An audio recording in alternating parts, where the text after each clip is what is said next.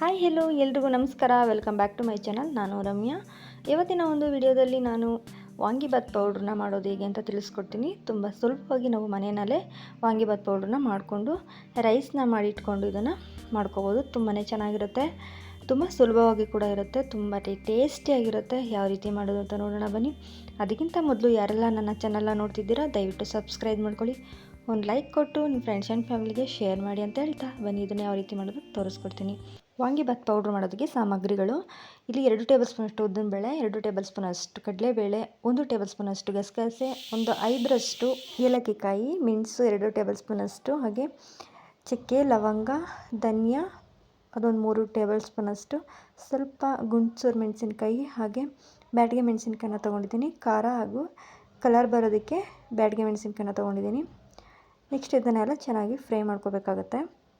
ಒಂದು ಬಾಣಲೆನ ಇಟ್ಟು ಅದಕ್ಕೆ ಸ್ವಲ್ಪ ಎಣ್ಣೆನ ಆ್ಯಡ್ ಮಾಡಿ ಒಂದೊಂದೇ ಆಗಿ ಅದು ಫಸ್ಟ್ ಕಡಲೆಬೇಳೆ ಉದ್ದಿನಬೇಳೆನ ನಾವು ಸ್ವಲ್ಪ ಕೆಂಪಗಾಗೋವರೆಗೂ ನಾವು ಫ್ರೈ ಮಾಡ್ಕೋಬೇಕಾಗತ್ತೆ.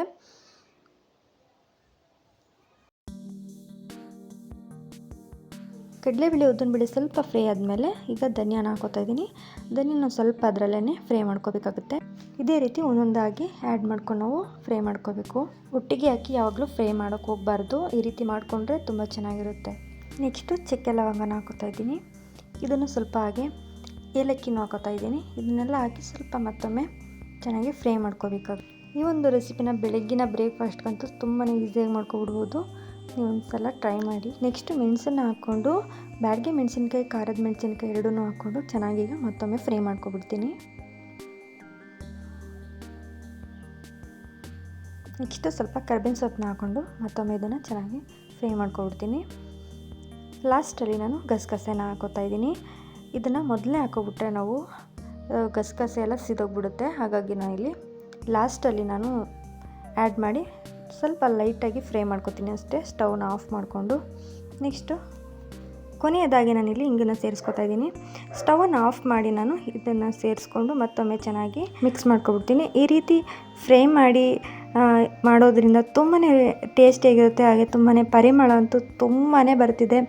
ಅಷ್ಟು ಚೆನ್ನಾಗಿ ಘಮ ಘಮ ಅಂತ ಸ್ಮೆಲ್ ಬರ್ತಿದೆ. ನೀವು ಒಂದು ಸಲ ಇದೇ ಥರ ಟ್ರೈ ಮಾಡಿ ಹೇಗಿತ್ತು ಅಂತ ಕಮೆಂಟ್ ಮಾಡಿ ತಿಳಿಸಿ. ಇದೆಲ್ಲ ಸ್ವಲ್ಪ ಚೆನ್ನಾಗಿ ಫ್ರೈ ಆದಮೇಲೆ ಇದನ್ನು ತಣ್ಣಗಾಗೋದಕ್ಕೆ ಬಿಟ್ಟು, ತಣ್ಣಗಾದ್ಮೇಲೆ ನಾವಿಲ್ಲೊಂದು ಮಿಕ್ಸಿ ಜಾರಿಗೆ ಎತ್ಕೊಂಡು ತಣ್ಣಗಾದ್ಮೇಲೆ ಇದನ್ನು ಸೇರಿಸ್ಕೊಂಡು ನಾವು ಪೌಡ್ರನ್ನ ಮಾಡ್ಕೋಬೇಕಾಗುತ್ತೆ. ಈಗ ತಣ್ಣಗಾಗಿದೆ, ನನಗಿಲ್ಲಿ ಪೌಡ್ರ್ ಮಾಡ್ಕೋತಾ ಇದ್ದೀನಿ. ಮುಂದಿನ ವಿಡಿಯೋದಲ್ಲಿ ನಾನು ವಾಂಗಿಬಾತ್ ಯಾವ ರೀತಿ ಮಾಡೋದು ಅಂತ ತಿಳಿಸ್ಕೊಡ್ತೀನಿ. ತುಂಬ ಸುಲಭವಾಗಿ ನಾವು ಮನೆಯಲ್ಲೇ ಈ ರೀತಿ ಮಾಡ್ಕೋಬೋದು. ತುಂಬ ಟೇಸ್ಟಿಯಾಗಿರುತ್ತೆ. ಈ ರೀತಿ ಮಾಡಿಕೊಂಡು ಮನೆಯಲ್ಲಿ ಯಾವಾಗಲೇ ಎಷ್ಟು ಬೇಕೋ ಅಷ್ಟು ನಾವು ಈ ರೀತಿ ಪೌಡ್ರನ್ನು ಮಾಡಿಕೊಂಡು ನಾವು ರೈಸ್ನ ಮಾಡಿ ಇಟ್ಕೊಂಡು ಈ ರೀತಿ ಮಾಡಿಕೊಂಡ್ರೆ ತುಂಬಾ ಚೆನ್ನಾಗಿರುತ್ತೆ. ನೀವು ಒಂದು ಸಲ ಟ್ರೈ ಮಾಡಿ. ಇದನ್ನು ನಾನು ನೀಟಾಗಿ ಪೌಡ್ರ್ ಮಾಡ್ಕೊಬಿಡ್ತೀನಿ. ಇವಾಗ ಪೌಡ್ರ್ ಮಾಡಿದ್ದಾಯಿತು. ನಿಜವಾಗ್ಲೂ ತುಂಬಾ ಚೆನ್ನಾಗಿರುತ್ತೆ. ಇದೊಂದು ಹೆಣ್ಮಕ್ಳಿಗಂತೂ ಬೆಳಗಿನ ಬ್ರೇಕ್ಫಾಸ್ಟ್ಗೆ ಏನು ಮಾಡೋದು ಅಂತ ತಲೆನೇ ಕೆಟ್ಟೋಗ್ಬಿಟ್ಟಿರುತ್ತೆ. ಹಾಗಾಗಿ ಇದೊಂದು ಕ್ವಿಕ್ಕಾಗಿ ಬೆಳಗಿನ ಬ್ರೇಕ್ಫಾಸ್ಟ್ಗೆ ಈಸಿಯಾಗಿ ಮಾಡ್ಕೊಬಿಡ್ಬೋದು.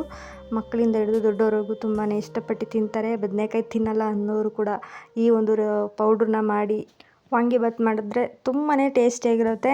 ನಿಮ್ಮನೆಲ್ಲ ಒಂದು ಸಲ ಮಾಡಿಕೊಡಿ, ತುಂಬಾ ಇಷ್ಟಪಟ್ಟು ತಿಂತಾರೆ ಅಂತಲೇ ಹೇಳ್ತೀನಿ. ಹಾಗೆ ದಯವಿಟ್ಟು ಈ ಒಂದು ವಿಡಿಯೋ ಇಷ್ಟ ಆಗಿದ್ದರೆ ನಿಮಗೆ ಒಂದು ಲೈಕನ್ನು ಕೊಟ್ಟು ನಿಮ್ಮ ಫ್ರೆಂಡ್ಸ್ ಆ್ಯಂಡ್ ಫ್ಯಾಮಿಲಿಗೆ ಶೇರ್ ಮಾಡಿ. ಇನ್ನೂ ಜಾಸ್ತಿ ಇಷ್ಟ ಆಗಿದ್ದರೆ ದಯವಿಟ್ಟು ಸಬ್ಸ್ಕ್ರೈಬ್ ಮಾಡ್ಕೊಳ್ಳಿ. ಹಾಗೆ ಮುಂದಿನ ವಿಡಿಯೋದಲ್ಲಿ ನಾನು ಸಿಗ್ತೀನಿ. ಅಲ್ಲಿವರೆಗೂ ನಗ್ನಗ್ತಾ ಇರಿ, ಖುಷಿಯಾಗಿರಿ ಅಂತ ಹೇಳ್ತಾ tata bye bye, take care, thank you.